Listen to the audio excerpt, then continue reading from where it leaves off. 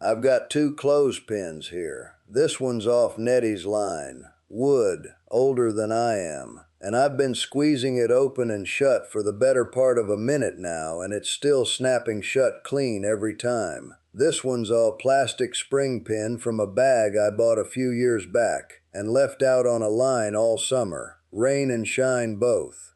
Watch what happens when I open it the same way I opened hers. Hear that crack? That spring arm just let go for good. It's done, finished, straight to the trash. And that little plastic clip sitting broke in my hand right now is most of this whole video, all by itself, in one piece. Here's the twist. Number 6 is a thing sitting in half the bedrooms in this country, doing a job it was never actually able to do all the way. Not the way every one of us grew up believing it could. Number 2 went away not because something cheaper came along and beat it, but because it was genuinely, provably dangerous, and I'll tell you plain which one that is, and exactly why the government finally stepped in. And number 1, you've held one in your hand sometime this past week, I'd about guarantee it.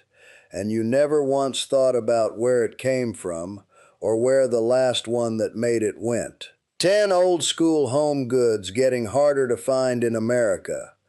Let's count them down. Number 10, the corn broom. Every kitchen I ever stood in growing up had a corn broom leaned in the corner by the door, worn down crooked on one side from years of the same hand sweeping the same way. I want to clear up the name first because it fools most people the first time they hear it. It isn't made from corn, the kind you'd eat off a cob. It's broom corn, a whole different plant, a variety of sorghum grown just for the stiff, bushy seed head up top, and it's got nothing to do with a cornfield at all. A man named Levi Dickinson up in Hadley, Massachusetts, is credited with making the first American corn broom out of the stuff back in 1797, and the Shakers, of all people, are the ones who worked out how to mechanize part of the binding process in the early 1800s and spread the trade wide. American growers were pulling in something like 81,000 tons of broom corn a year at the peak, back in 1923.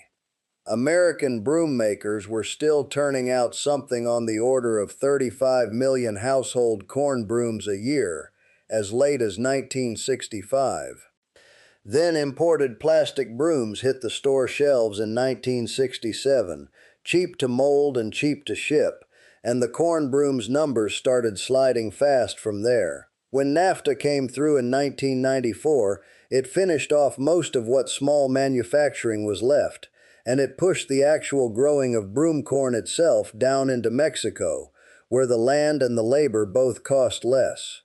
Here's why anybody would still want the real thing in their hand. Broom corn fiber frays and splits at the very tip the more you use it, working one stiff strand into dozens of fine, flexible split ends over time, and that's what actually catches fine dust and pulls it into a pile instead of just shoving it across the floor ahead of the bristles. A worn-in corn broom sweeps better than a brand new one does, which isn't true of hardly anything else you own. A plastic broom never does that. It is exactly what it is the day you buy it, and it stays that way, a little worse, till it wears clean out. You can still get the genuine article without much trouble. Lehman's sells Amish-made corn brooms, and there's small shops still doing it entirely by hand. Meckley's up in Pennsylvania among them, and Goods Store down in Lancaster County too. They're not hard to find if you go looking with any intention at all. They're just gone from the shelf you'd walk past without looking. Number 9. The stoneware crock. Nettie kept a crock of kraut going most winters, just salt and cabbage and nothing else added to it, sitting in a stoneware jar with a scalded plate and a clean creek rock holding it all down under the brine. And there's a real company behind most of what sat in these mountain kitchens. with a real end date I want to give you.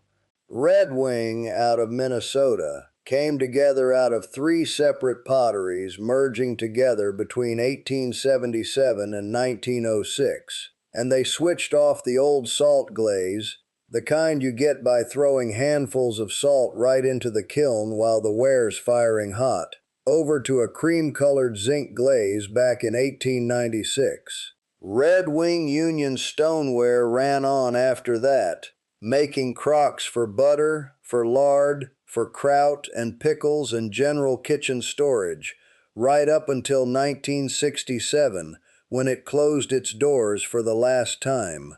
Around that same stretch of years, crocks were already losing ground in the wider grocery trade too, as lighter tin cans, glass jars, and eventually plastic containers took over a retail economy that had shifted toward a woman picking things off a shelf herself instead of a clerk weighing it out of a barrel. What that stoneware was actually doing for a family fermenting food is real and worth understanding.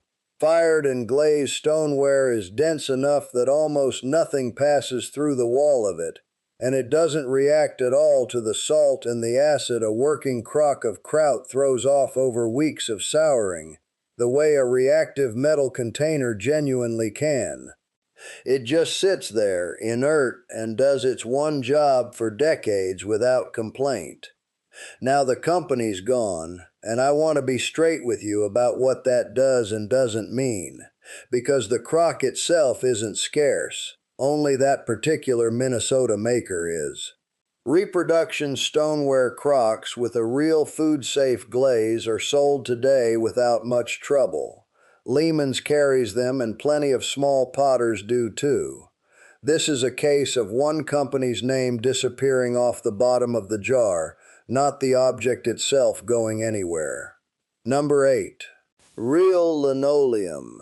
Say linoleum to most folks alive now and they picture the vinyl sheet flooring in some rental kitchen. And I want to tell you plain that isn't linoleum at all, not by a long shot. And the real thing is still being made today.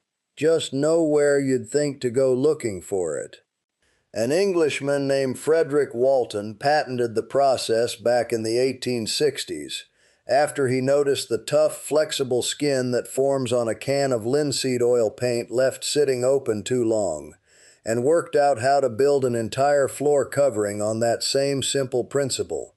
Linseed oil, wood flour, ground cork dust, rosin, all of it pressed down onto a woven jute backing. Armstrong made a good deal of it here in this country for decades under names like Marmoret and Granette and Collarette, right up until vinyl flooring, cheaper to run off a press by the mile, and far easier to print bright uniform patterns onto. Took over the mass market through the 1960s and 70s, and Armstrong walked away from linoleum for vinyl for good. Here's the difference that actually matters once it's down on your floor. Real linoleum's linseed oil binder keeps slowly curing, reacting with the air, for years after it's installed, the same way an oil painting keeps hardening long after the artists put the brush down and walked off, so the floor genuinely gets tougher the older it gets, and it'll shrug off and heal over small surface scuffs, mostly on its own. The maker will also tell you it's naturally anti-static and carries some antimicrobial character straight out of that same oxidized oil chemistry, and I'll say plainly that's their claim. Not an outside lab, so take it as a manufacturer's word and not gospel. Vinyl is just a set plastic sheet. It doesn't cure or change once it's laid, so a dent from a chair leg pressed into it is there for good, same as the day it happened. You can still buy the real article today. Forbo makes it under the name marmoleum out of plants over in Scotland and the Netherlands, and it's sold and installed right here in this country, just through flooring specialists who know to carry it, not off a roll at the big box store. It didn't die out, it just went quiet and specialized. Number 7. Enamelware. Nettie had a blue speckled coffee pot that lived on the back of that stove for as long as I can hold a memory of that kitchen at all, and that speckled mottled pattern is what's called granite ware, which is really just enamelware with a particular finish to it. Underneath, it's plain steel with a genuine coat of glass fused onto it under high heat. And that's exactly why it never reacts to whatever you're cooking in it and wipes clean as anything when you're done. Now here's where I've got to give you a real caution, not just a piece of history to admire. Before 1971, there were no federal limits at all on how much lead could leach out of the glazes used on dinnerware and enamelware sold in this country, and the bright red, orange, and yellow trim colors especially leaned hard on lead-based pigment to get that particular shade of bright. I want to be exact about this because it's easy to get backwards. The enamel itself, the clear glass coating, was never the danger. The pigment mixed into some of those old decorative trim colors was. If you've got a piece handed down with bright trim like that, don't cook or serve food out of it without getting it tested first. Cracked or not, chipped or not, because the risk is baked straight into the color itself, not just wherever the surface happens to be broken. And I want to correct something most people assume without ever checking, myself included until I actually went and looked this past week.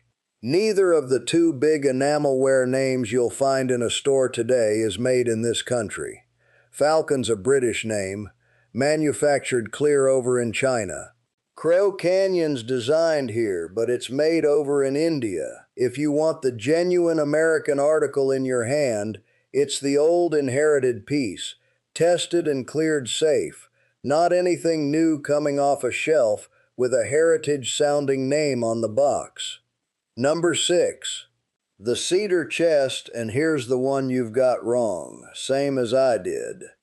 Near every family up here had a cedar chest somewhere in the house for storing wool blankets and the good linens, and the whole reason anybody ever gave for cedar specifically was keeping the moths off for good.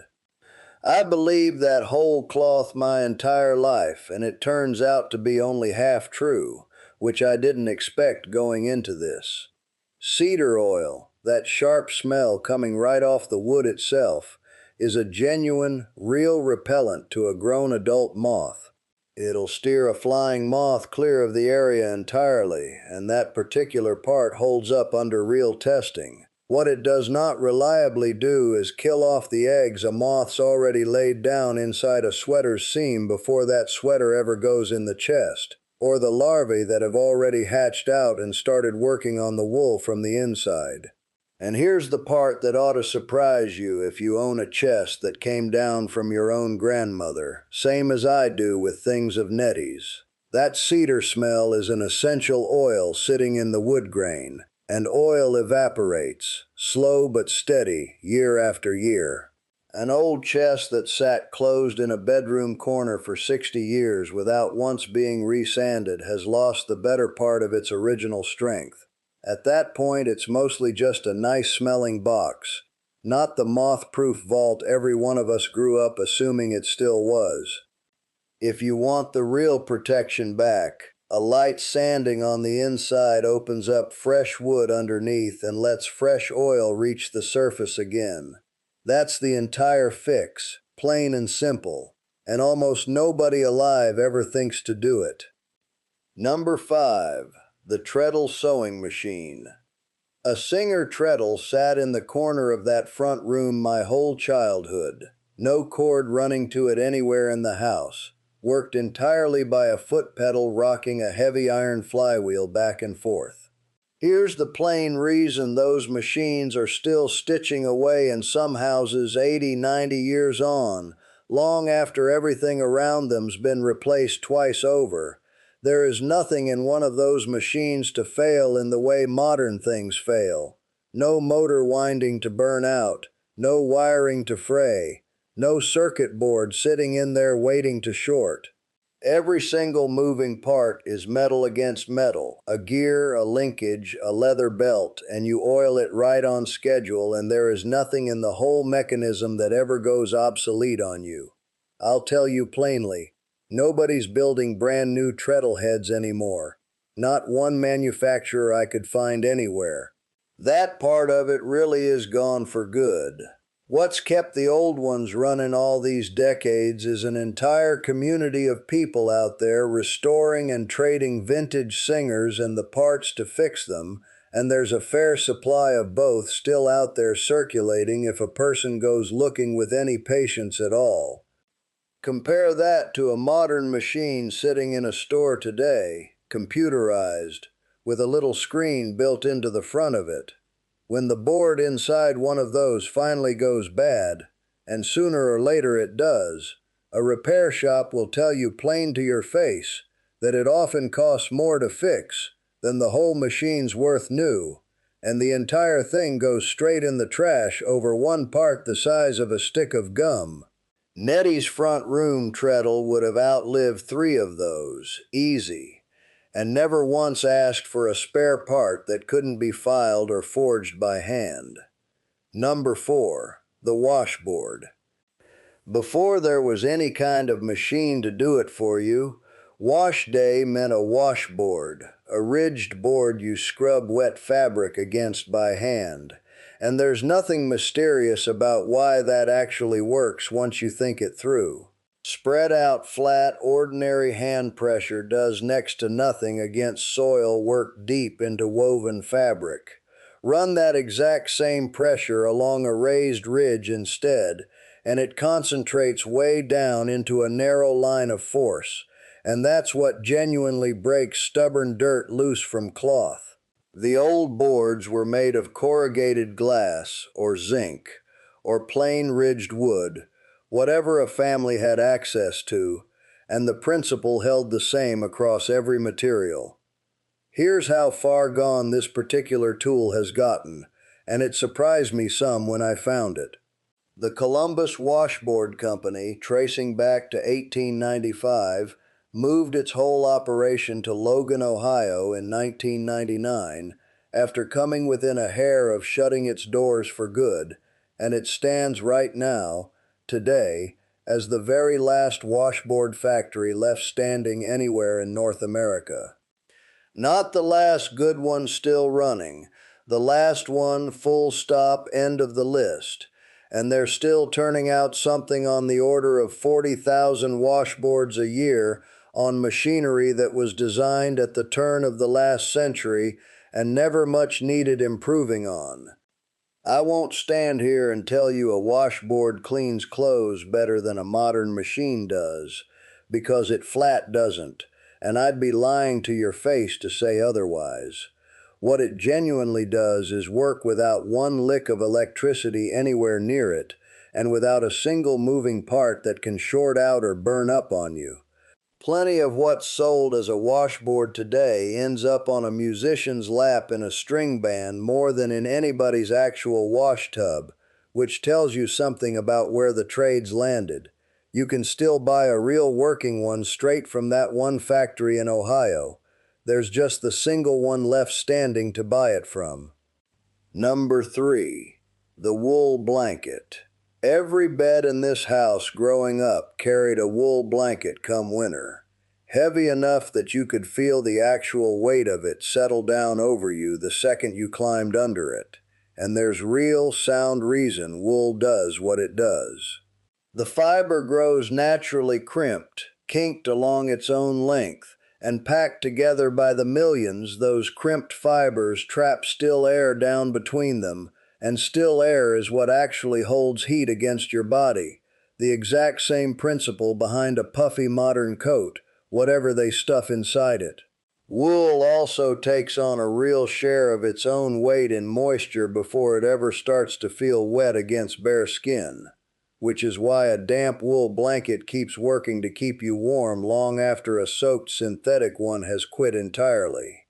I want to give you the scale of what this industry used to be, because it'll put the ending in better perspective.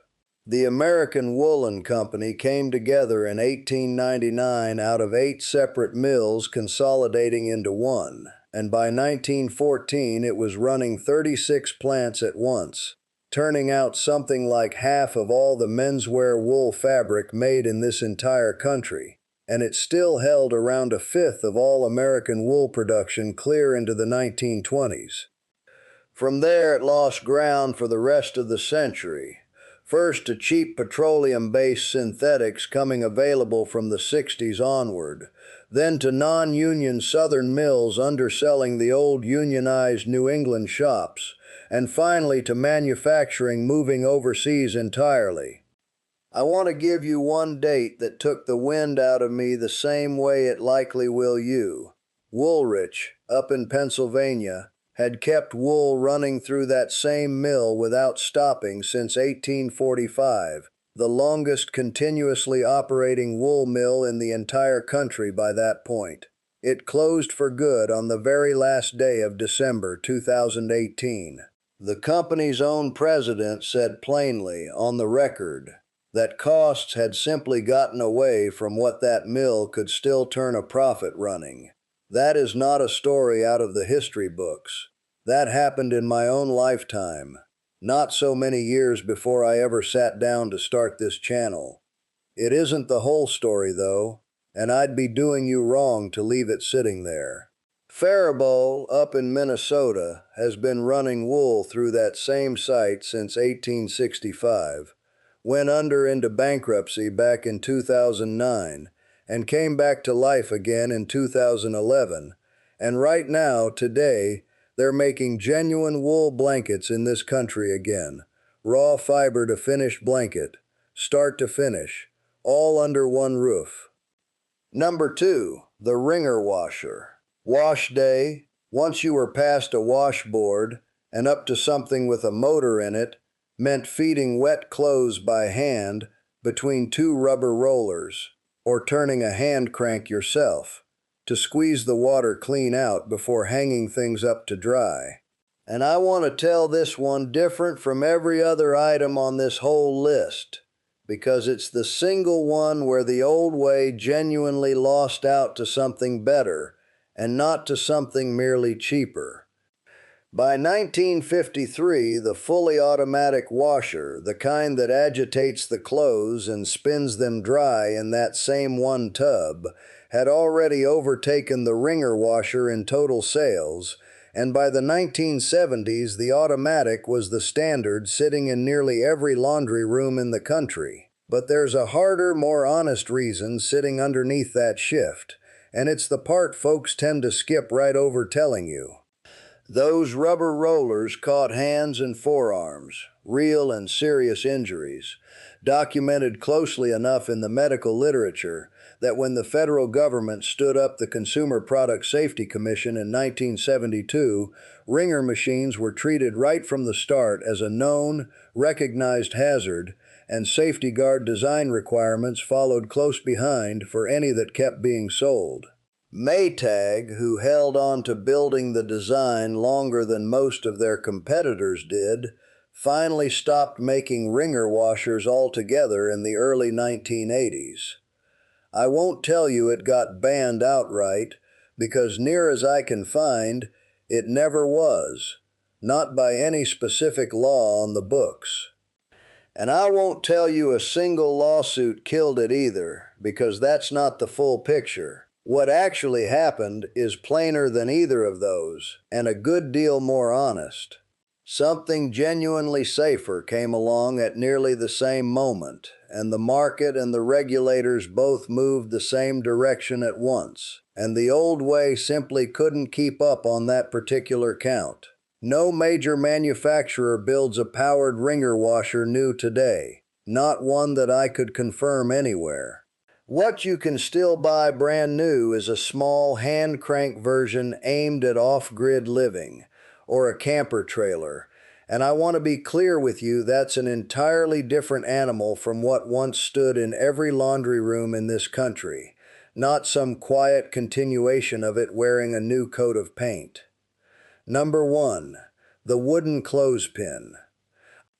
Here's the one you've been holding in your own hand all along and never once gave a second thought to. The National Clothespin Company up in Montpelier, Vermont, got its start in 1887, ran for most of its life out of a factory building it put up in 1918, a building important enough it got listed on the National Register of Historic Places in 2005. 2 years after the company itself shut its doors in 2003, the very last wooden clothespin factory standing anywhere in America, out of what had once been as many as 15 such factories scattered clear across this country. The why of it is sitting right there in my hand from the very top of this video. A wood clothespin flexes along its own natural grain and springs back true to shape, cycle after cycle, for years on end without complaint, and a proper steel coil spring set down into the body does the identical job, storing up force and releasing it clean without much fatigue at all. A plastic one does that exact same job, and does it fine, the day you first buy it. Then the sun starts working on it. Sunlight breaks the plastic's own molecular structure down, month over month, out on that line, and it goes brittle exactly where it's flexed the hardest and the most often, right at that spring hinge, and one ordinary day it simply lets go for good, same as the one I cracked open in my hand for you at the very start of this. Now, I don't want to leave you thinking this one's entirely over and done, because it isn't, not quite. Since that Vermont factory locked its doors, a handful of small American makers have picked the old trade back up on their own, selling real hardwood pins, fitted with genuine steel springs, straight off their own websites. Names like Kevin's Quality Clothespins and Classic American Clothespins among them. It's nothing at all like the old factory volume, and you won't find it sitting in a bin at your average hardware store. But it isn't gone outright. Somebody, somewhere, decided a properly made clothespin was still worth building again, at whatever small scale that takes to keep the lights on.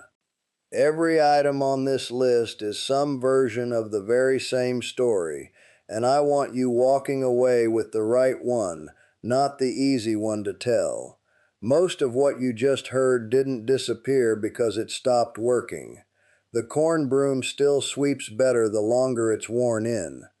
The washboard still scrubs a shirt clean with no plug anywhere near a wall. The wringer washer is the one and only item on this whole list that actually got beaten fair by something both better and safer. And I told you that one straight because it's the honest exception here, not the rule the rest of the list follows. Here's my challenge. Go find one of these somewhere in your own house, in a closet, folded up in a chest in the attic, and put it back to honest work for a week. Hang your washout with real wood pins instead of whatever's cracking in that kitchen drawer. Sand out the inside of an old cedar chest and see for yourself whether the smell comes back sharper than you remembered it. Or just go find out whether your own grandmother's stoneware crock is sitting somewhere gathering dust that could be making a batch of kraut instead. Then tell me in the comments, and I mean this one specific thing. What's sitting in your house right now that came down to you from somebody, still doing its job, that you never think twice to even mention because it's just always been there in the background? Whose was it? And what county did it come out of originally? I want to know what's still out there earning its keep, quiet as it's kept. None of this was ever about the old days being better across the board, and I'll not sit here and pretend otherwise. Half of what we had was flat misery, and I'd be the first one to tell you a wringer washer's nothing to get sentimental over, not with what it could do to an arm. It's that some of these things were built to last a lifetime and got made worse on purpose for the sake of a little more money, one clothespin and one broom at a time, and a person ought to know which is which before he throws the old one out for good. They never wrote it down. I just did.